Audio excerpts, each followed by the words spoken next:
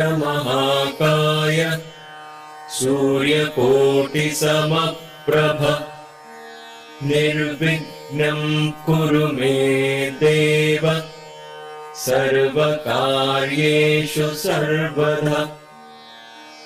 ॐ गं गणपतये नमः। ॐ गं गणपतये नमः। ॐ गं गणपतये नमः। ॐ साईश्वराय विद्महे सत्यदेवाय धीमहि तन्नः सर्वः प्रचोदयात्। ॐ साईश्वराय विद्महे सत्यदेवाय धीमहि तन्नः सर्वः प्रचोदयात्। ॐ साईश्वराय विद्महे सत्यदेवाय धीमहि तन्नः सर्वः प्रचोदयात्।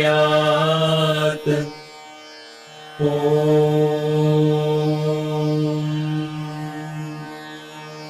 या देवी सर्वभूतेषु बुद्धिरूपेण संस्थिता नमस्तस्यै नमस्तस्यै नमस्तस्यै नमो नमः। या देवी सर्वभूतेषु बुद्धिरूपेण संस्थिता नमस्तस्यै नमस्तस्यै नमस्तस्यै नमो नमः। या देवी सर्वभूतेषु बुद्धिरूपेण संस्थिता नमस्तस्यै नमस्तस्यै नमस्तस्यै नमो नमः।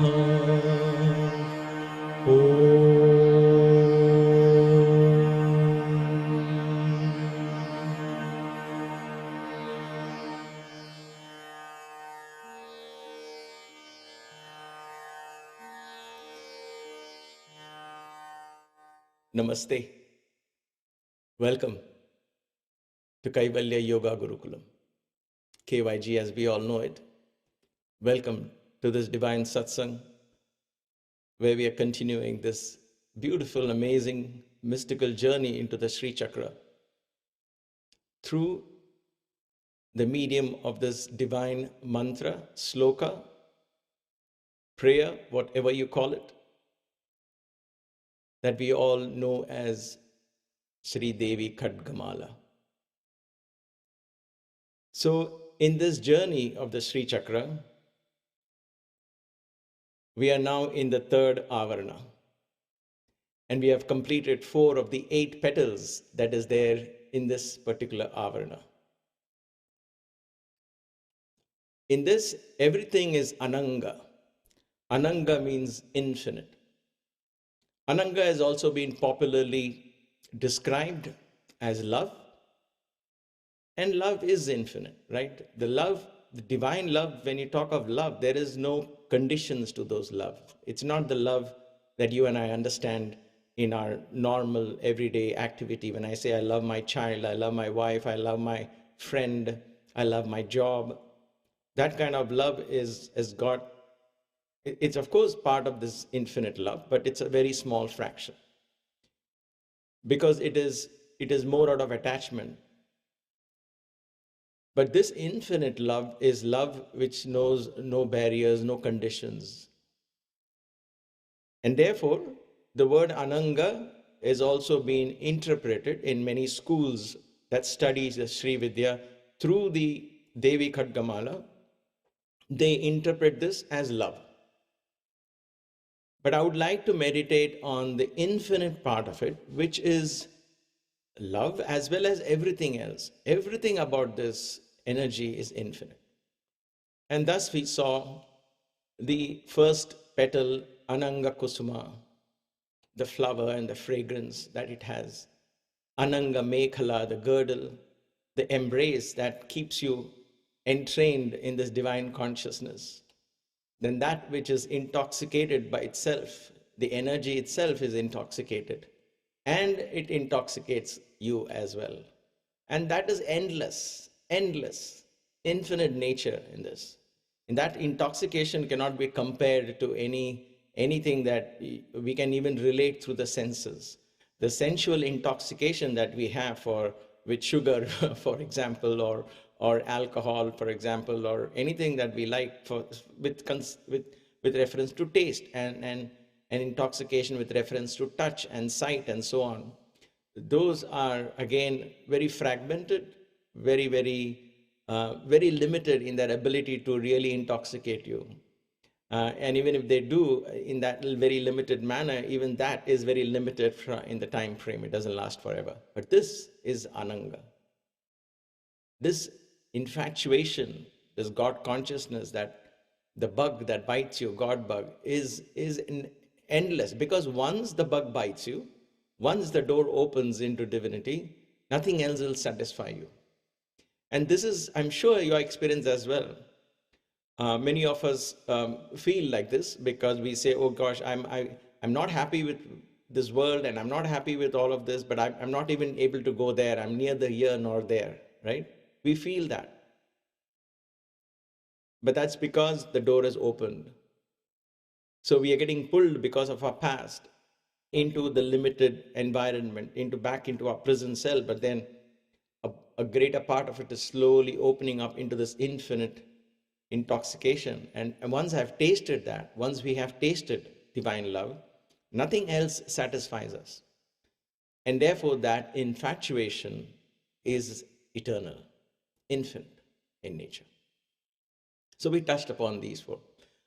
Today, I'm going to take some time to go into the next petal and explain how deep these concepts are. So what is the next petal? Ananga what? We all know it starts with Ananga something. Next one is Ananga Rekha. Ananga Rekha, the line which is infinite in nature. A line is infinite. You start drawing a line, it never ends. Now you might say, okay, I got the idea now. So what is there to explain here? It's infinite. I got this concept of the line being infinite because I can keep drawing the line, and once it starts, it never ends. It can keep going on and on and on, correct? Yes. But then wait a minute, you began.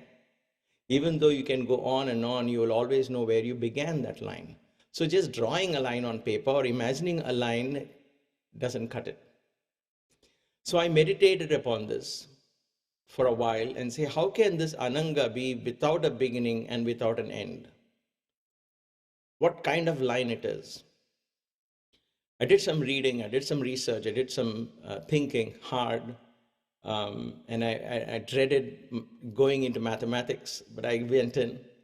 And I came across a very interesting article based on math. So I'm going to draw inference from that. I am by no means an expert in mathematics. It's not one of my favorite subjects. Nevertheless, I'll draw inference from that. So those of you who are mathematically minded might understand where I'm going, but if you don't, this has nothing to do with maths, basically. But I got this inspiration from an article that I read about infinity and so on in maths. So that's all. I just want to state it out there. All right, so let's see how to understand this concept of infinity in itself and then apply this to the infinite line. So how do we arrive at this infinite line, which is neither beginning nor end? right? So it's not a simple line that you can draw on a paper. Okay, so let's go there. Bear with me now. All right. For this, I just removed the color background so we can focus a little more. I want to introduce you to three concepts here. One is line, that is called Rekha. Sanskrit word is Rekha, line. We got it right there. A yellow line that you can see. Simple. Let's get the basics correct, and then we will explore this further. This one point itself set me, trapped me in thought process for the last 2 weeks, if you will. I had time, and I'm not able to go beyond that, but nevertheless, it's very fascinating. There's so many facets to this. So just the line alone, you can see here. Then we come across a concept called bindu. Bindu means what? Point or dot, correct? So in this line, how many bindus could be there? How many dots could be there? This is a straight line, right? This is given for us. In this, how many bindus are there? 1 or 2 or 3? Well, infinite number of bindus, right? A rekha or a line is a collection of dots. You put dots next to each other and they all become one line. This itself can stop you from thinking and open your heart to see that you and I are dots, but there is a line that's connecting you and me and the neighbor next to you and the person next to me, and thus there is one line that's connecting through all these dots that we call individuals or separateness. All of that actually is in a line. Anyway, we'll keep that thought aside. But a line is a collection of dots. In other words, a rekha is a collection of bindus. Basics, let's understand the basics. So I'm putting a one bindu here and one bindu here. You see 2 red dots on the screen, just below that line there. 2 bindus. Now, these are those 2 bindus I took from the line up there, okay? 2 dots. And I draw a line across. 2 bindus or 2 dots.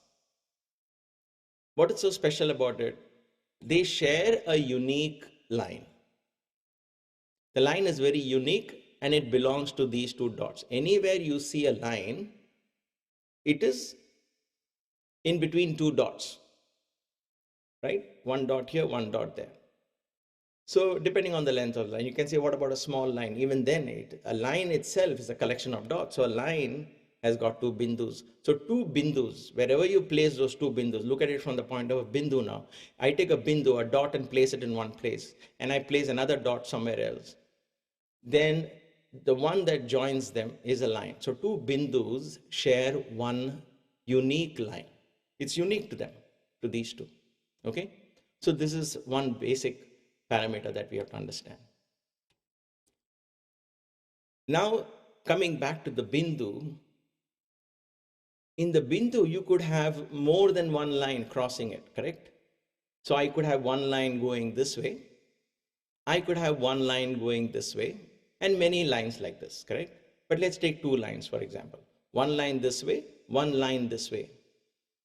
So a bindu shares, one bindu shares 2 lines. 2 bindus can only share one line. 2 bindus can only share one line. They share one line. Each one of them can have multiple lines, but the one line that they share can be only one between 2 dots. So here, from the bindu point of view, a bindu shares 2 lines. 2 means multiple lines, okay? So a bindu shares 2 lines.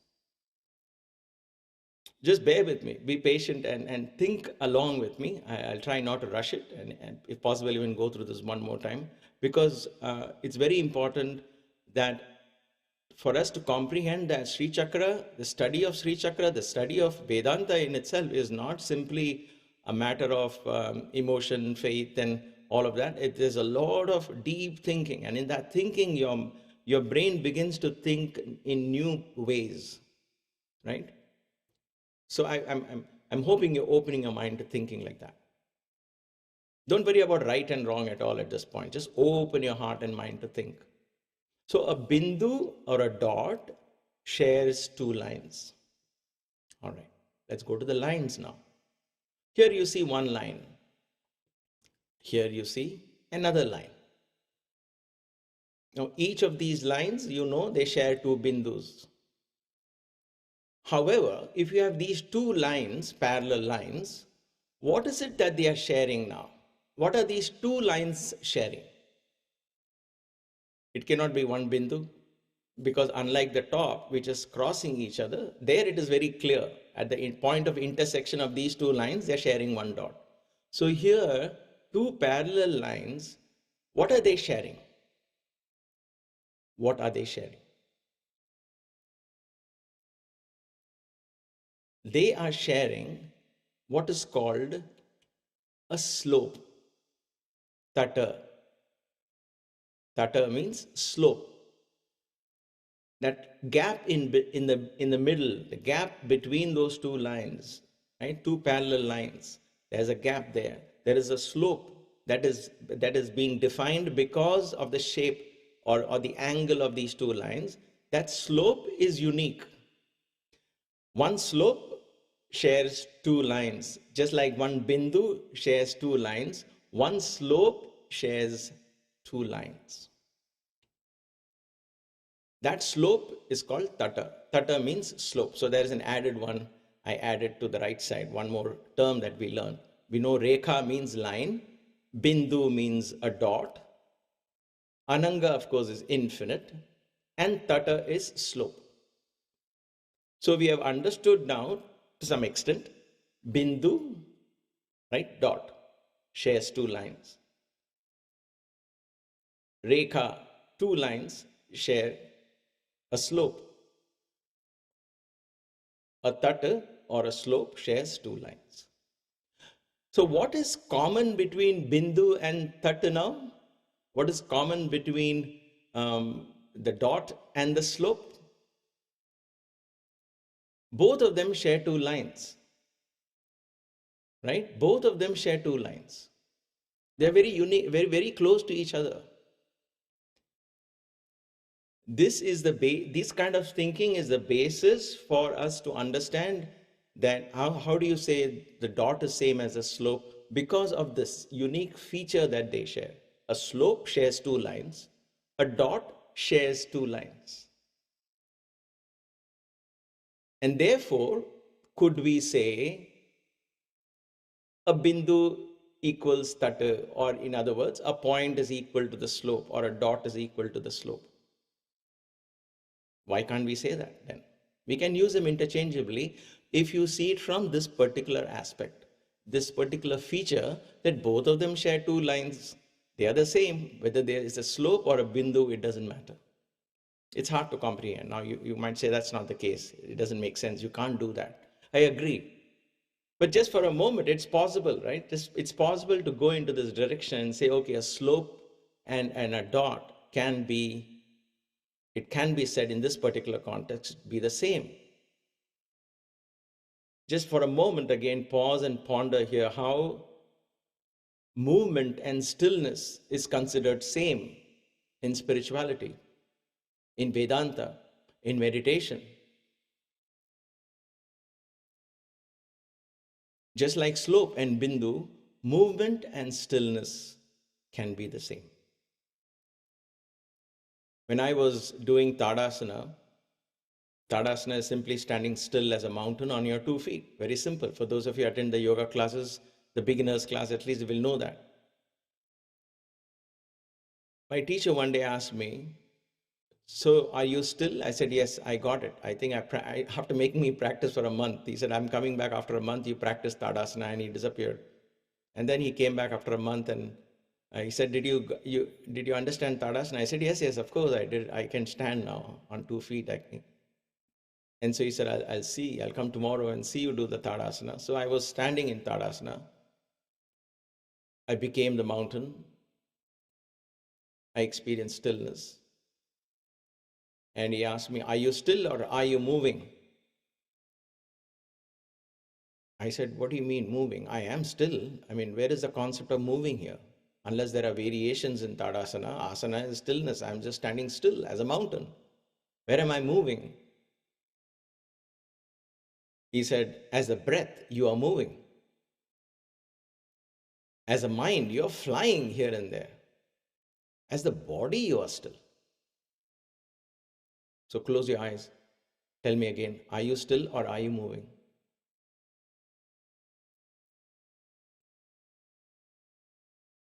I was still when I associated myself with the body.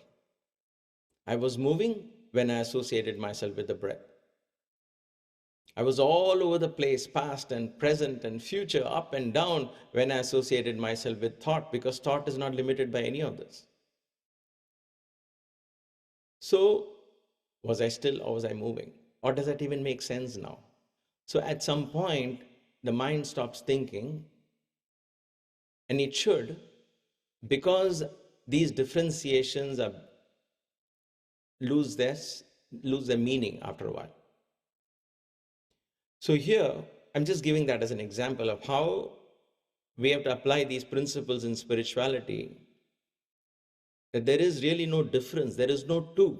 That is what the whole concept of Kaivalya, oneness, Ekam Eva Advitiyam Brahma, that the Upanishads talk about. There is only one, Ekam Sat, Ekam Sat, Sat, the truth is only one.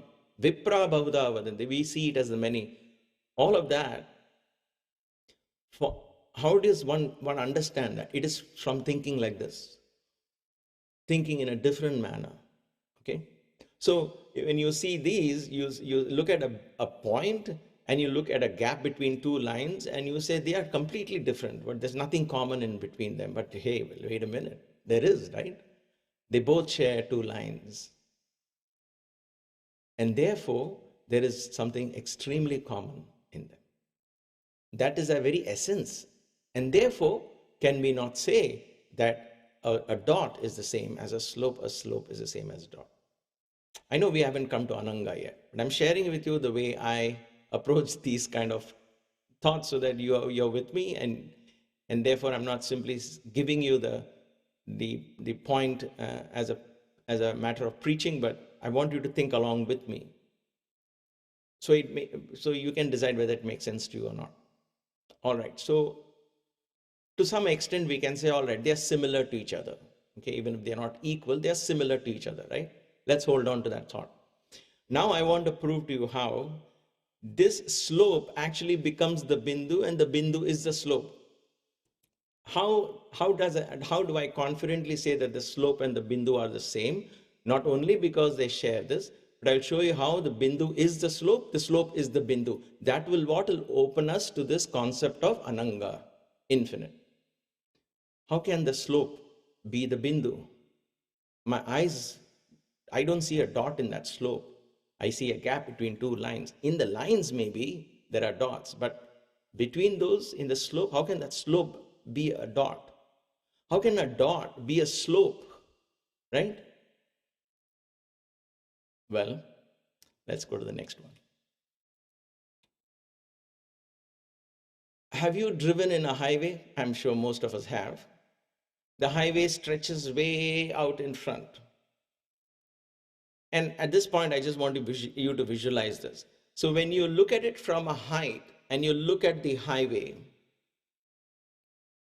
the two lines of the two roads, at a distance, what happens? They converge. They are parallel. Roads are parallel, railway lines are parallel, right? They are parallel. But when you keep looking at where is this line going, where is this highway going, where is this road going, and at the edge of the horizon, it seems like these two lines are merging. What is at the end of that? There is a bindu. These two lines at a distance in the horizon are merging. Your eyes is telling you that, right? You and I can see it. This is the basis of when we say Maya, illusion world. Understand, this is how it is. So your senses tell you, hey, wait a minute, they're meeting there. Let's go to that meeting point. So you drive faster, right? You break all the speed limits, at least in our imagination, we can do that, right? And zip across in search of this bindu. You go to that point and guess what happens? The bindu has moved further away. You say, oh, wait a minute, it's not here. Wait, it's there. And therefore you keep going. The bindu exists in the mind. It isn't really there. But the slope seems to merge into that bindu, and therefore that bindu becomes the infinite bindu, Ananga bindu. That bindu is infinite. It has no beginning. It was never there in the first place, and yet it is there. It was not there, it is not there, and yet it is there. Like a mirage in the desert. This bindu is there because you can see these two lines merging. The slope has become the bindu. At that point in the distance, the slope and the bindu are the same. And yet when you go there to experience that, then it seems even further. So what happens to the bindu? The bindu is known as the infinite dot, infinite point, infinite bindu, Ananga bindu. How fascinating, right? Okay, so now, wait a minute. I thought you were talking of Ananga Rekha. Where is this Ananga Rekha? We are almost there. So now, what I'm going to do is, why is this not moving? Okay. Now I'm going to draw the same old bindu. Bindu 1, bindu 2. What are these bindus now? Not regular bindus. These are two Ananga bindus.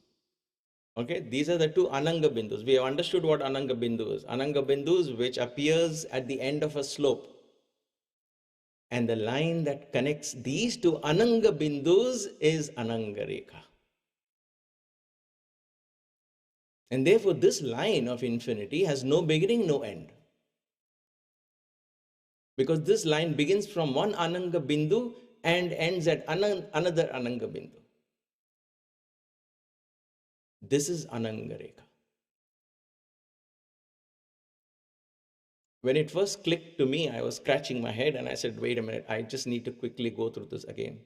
So bear with me, I'll go through this again with you. But these are for me, these are moments, aha moments, moments where the mind suddenly gets a glimpse into that, the infinite nature of thought. How you get a bulb goes off or goes on, comes on, I don't know how you say that. But nevertheless, you get that aha moment, you're like, okay, wait a minute, I think I'm getting it, right? So let's go there. We first started with a line. It was a straight line. We said this line has got many dots, many bindus. We understood that. A line is a collection of bindus. So we took two bindus and we said the two bindus share one thing. They always, as long as they are straight like this, they share one line. Two bindus always share one line. That's the uniqueness of that, right? Because a line is a collection of two bindus, two or more bindus. So two bindus has to share a line.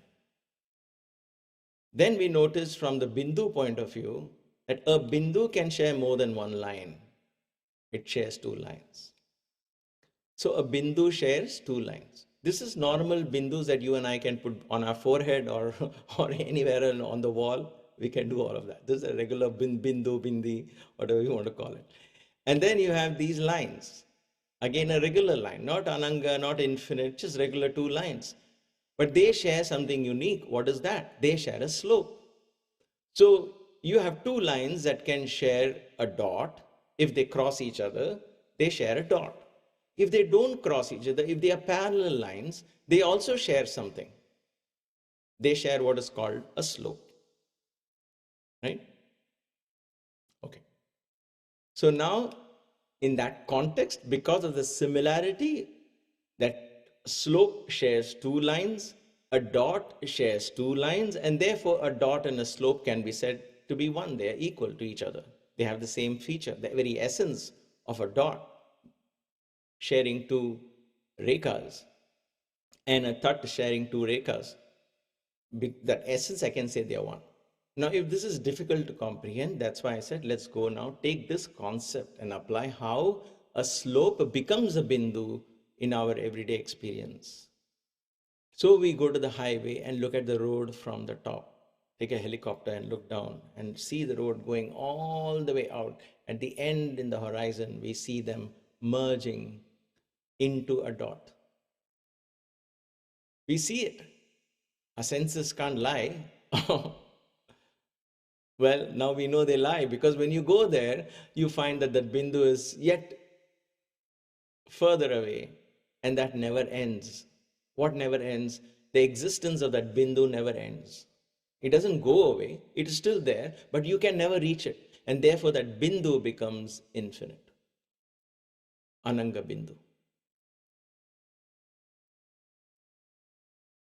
And these two Ananga bindus, if I take these two Ananga bindus,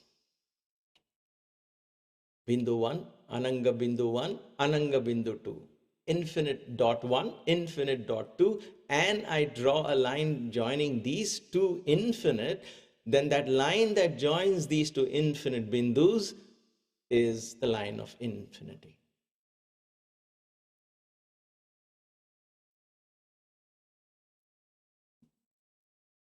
This is how, when we talk of infinite love, when we talk of infinite grace, when we talk of infinity, Brahman, the mind stops after a while, because the senses think they are seeing a slope as a bindu, but the bindu doesn't exist. For the senses can't actually experience that infinite bindu. The senses only think that the infinite bindu is far away.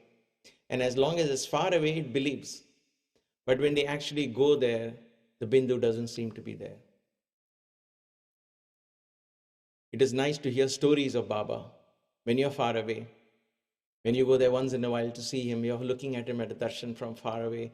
Oh, he's infinite, he's great, he's beautiful, he's charming, he waves his hand and everything happens. But then you ask those who are close with him, who live every day, they'll say, what do you mean?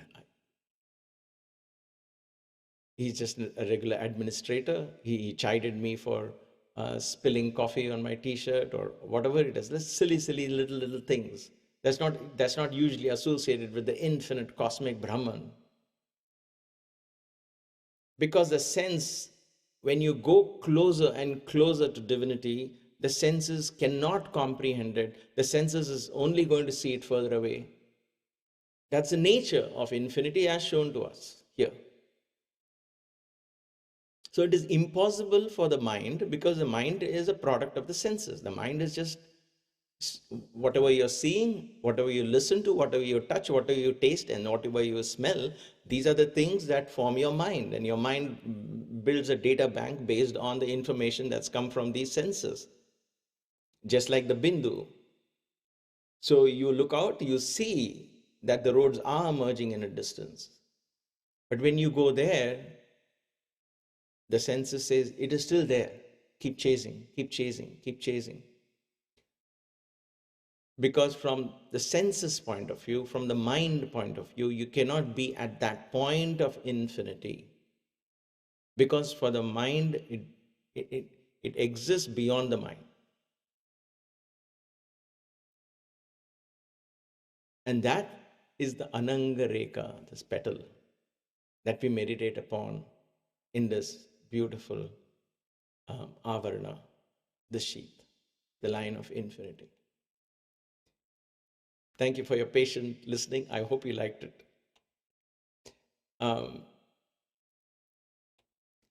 So we've got Ananga Rekha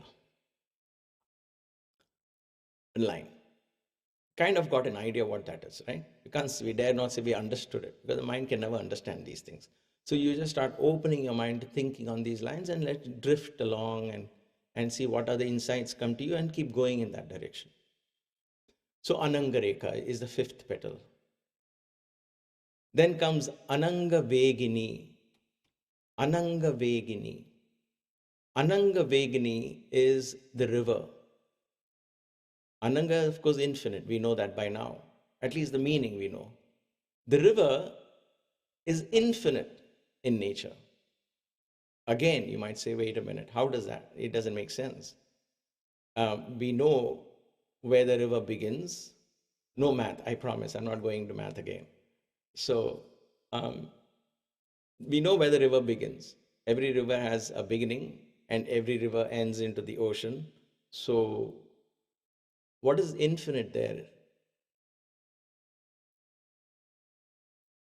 Here is that beauty of that stillness and movement. Again, coming to understand that the river is constantly moving.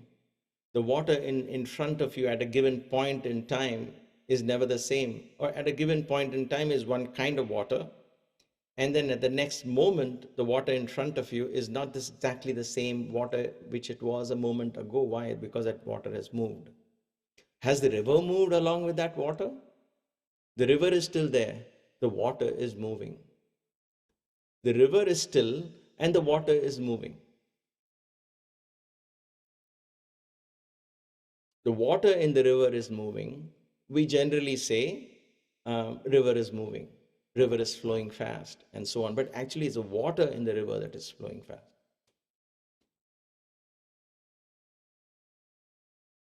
The water has a beginning, the water has an end. The water begins at a source, like the Ganges begins in the glacier in the Himalayas, the Gangotri glacier in the Himalayas. It begins a few trickles, a small thing, and then suddenly it gains width, and then it flows all the way down into the plains, and 1,000 kilometers away or so, it merges into the sea. So the water that comes out goes into the sea, but the river Ganges was, is, and will be there.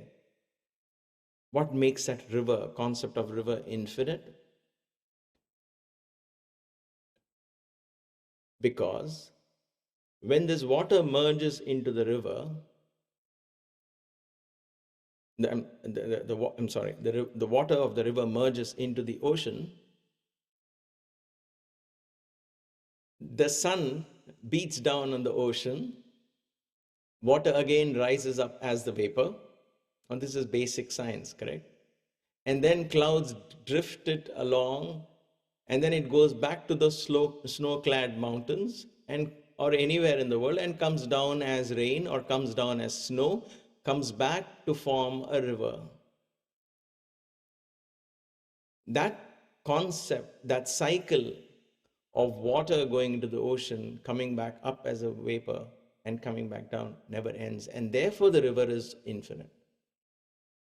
The river never stops flowing. Why? Because that water, it's called recycling, right? Simple recycling concept. Because the water goes and comes back. So when you think of this divine principle, the Shakti principle in us, it is the infinite Vegini, Ananga Vegini. It never ends. You cannot say that I used to have a lot of spiritual energy, now my spiritual energy is low, it is gone, it used to be there, it's not there anymore. Those kind of things don't apply to the spiritual energy. Spiritual energy is like Ananga Vegini. It only gets recycled and comes back. That river is constantly flowing. The prana in us, the life force in our body, the life for the sum and substance of this universe will never change. It's infinite. It is always there in existence. And therefore, the prana in us is like this Ananga Vegini. It only circulates. It only circulates. It could be our experience that we experience it more at some times and we don't experience it at other times. Like I have our river flows in our backyard, so I can see it when I go to the deck. I get to see the river, but when I'm sitting in my living room, I don't get to see the river. That doesn't mean the river doesn't exist. I don't get to see it because of where I am. So we experience this up and down, and perhaps we mistake it for an infinite nature of this divine energy that's flowing through us. But this is a Shakti that emanates from the Shiva consciousness, and therefore that Shakti has no end, no beginning, no end. It is an eternal flow, eternal flow. It flows as the river. Just like a river is infinite, so does this energy flow. That's why you attribute this quality Ananga Vegini. Ananga Rekha, Ananga Vegini. See, in our meditation, when you say Ananga Rekha, you think of a straight line, and then you break that neuron, and a new neuron comes as a river that flows. It's a very powerful training for meditation. That's why when we finish this, and I teach you how to do this as a puja, you may like it, you may not like it, because it is not It's not about the ritual part of it at all, because you're not pleasing some Devi there by chanting it 108 days for quickly for 15 times, 10 minutes. You have to meditate on each one and see the flow of the energy that happens when you combine these petals. One by one, your mind transforms itself, right? I've said this before many times, but it's worth mentioning that the mind by itself has no shape. Baba would say very beautifully, very simply explains that, very powerfully at the same time. The very first time I heard anyone say that was, he said, what is mind? It's just a bundle of thoughts. And he would take his handkerchief and he said, this piece of cloth is just a collection of threads. And he starts pulling one thread out. And he starts pulling another thread out. And he says, if I start pulling this thread one by one, will the cloth remain? No. The cloth doesn't exist independent of the threads. It's made up of the threads. And therefore the mind is a bundle of thoughts. The mind does not exist independently. And therefore when thoughts cease, like in deep sleep, the mind also goes to sleep. So we have to be, when we meditate on these energies, the mind therefore becomes that energy. When you and I at this point, a few minutes ago, were contemplating on Ananga Rekha, the mind was trying to visualize and capture and become that Ananga Rekha. And that practice is what helps the mind open up doors into spirituality. The mind will become the mind becomes the spirit. In other words, the manas becomes the Paramahamsa, as Adi Shankara says. The Paramahamsa Gatim Turiyam. Above the mind, above the throat, it becomes the Paramahamsa. It becomes a swan. It doesn't depend on the senses anymore, and therefore it stops being the mind. A whole new thing begins to happen. Like the river stops being a river when it goes into the ocean, it begins to live as the ocean. So the mind stops, and then the caterpillar stops, the butterfly rises. So for that to happen, one has to meditate on each of these petals. So please put aside the idea of how many times should I do this, when I should do this, and should I put kumkum, or should I don't know those. I never practiced that way. I will never do that way. For me, these are fascinating meditation points. And sometimes you get stuck in one petal, you want to meditate as long as you want to there. Like Ananga Rekha, Ananga Vegini, right? So let us contemplate on this. Then the next one is, it's 8:15. I won't be able to do the next two, but I'll just at least mention them here today. I don't want to rush it through just for the sake of time. I'll take these two from the next class. The next one is Ananga Ankusha. Ankusha is a elephant hook, if you will, or a goad, if you will, that the Mahut, the elephant driver, holds it, and he prods the elephant to move it in a particular direction, and that is Ananga in nature.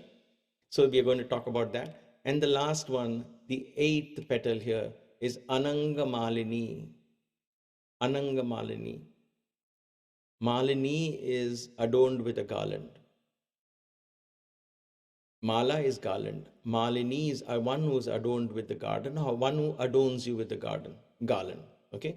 So we will take this up in the next satsang, the day after tomorrow. But take time to meditate on each petal. Take time to understand. Then the divine Shakti opens up your heart.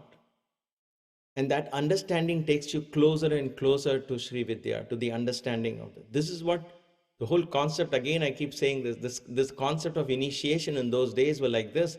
The Guru would teach, and in that patient learning, there is perseverance, understanding, deep meditation, contemplation.